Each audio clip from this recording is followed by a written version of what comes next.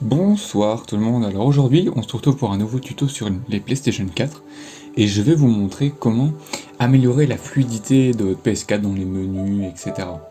Parce que vous avez sûrement remarqué que les PS4 FAT commençaient un peu à ramer et du coup je vais vous expliquer comment simplement améliorer la fluidité et les performances de votre PS4 dans les menus. Alors pour ce faire, vous allez devoir déjà éteindre votre PS4.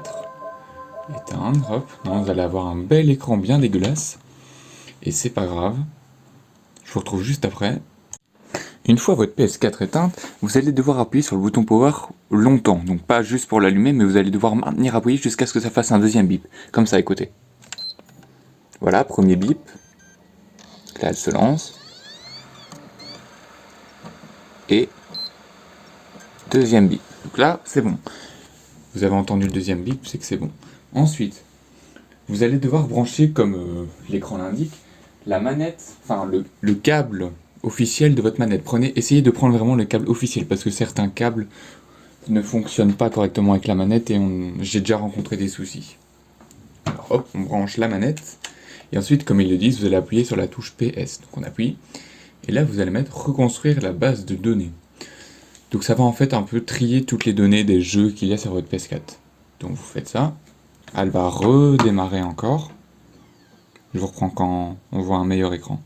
Eh salut, c'est Balkmog du futur. J'ai pas remarqué, mais mon écran était vraiment dégueulasse quand je filmais pour la reconstruction de la base des données. Donc une fois que vous avez entendu le deuxième bip, le deuxième bip signifie que vous entrez dans le mode sans échec de la PlayStation 4.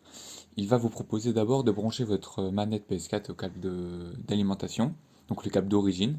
Vous la branchez et vous appuyez sur le bouton PS. Une fois que vous avez appuyé sur le bouton PS, vous avez un menu avec plusieurs lignes, donc plusieurs menus, hein, plusieurs sous-menus, et vous allez devoir cliquer sur reconstruction de la base de données ou reconstruire la base de données.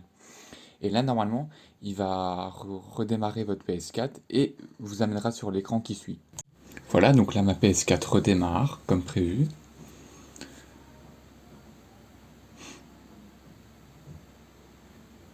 On va attendre, toujours attendre. Hein.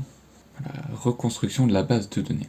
Et ça, en fonction du nombre de jeux que vous avez sur votre PS4 ou quoi, ça peut prendre quelques heures. Bon, moi, yes, connexion réseau impossible, on aime. Mais moi, on va dire que j'ai un disque dur externe, donc j'ai facilement 1000-1200 gigas de jeux, et franchement, ça prend 38 secondes. Après, je le fais ça une fois par semaine. Je trouve que c'est important de le faire régulièrement, comme ça vous êtes sûr d'avoir beaucoup moins de crash dans les jeux, etc. Donc je vous retrouve quand ça sera fini. 8, voilà, 8 secondes. Donc là, ça a pris vraiment clairement 20 secondes, même pas. Hein. Ça fait 20-30 secondes là. Voilà, une seconde.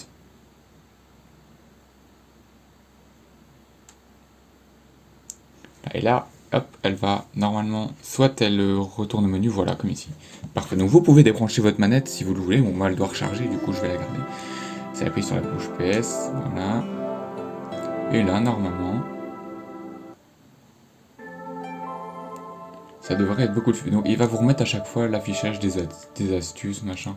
Ça c'est un peu chiant, mais c'est pas grave, on va supprimer. Voilà. Et là, vous voyez, je trouve que c'est déjà beaucoup plus fluide sur mon écran. Après, sur ma carte vidéo, je sais pas si c'est vraiment plus fluide. Mais bon, ça, sur le long terme, ça va vous faire vraiment gagner un peu de temps. Voilà, donc j'espère que cette vidéo vous aura plu. N'hésite pas à t'abonner, à lâcher un like. Et bah moi je te dis à plus. Allez, salut!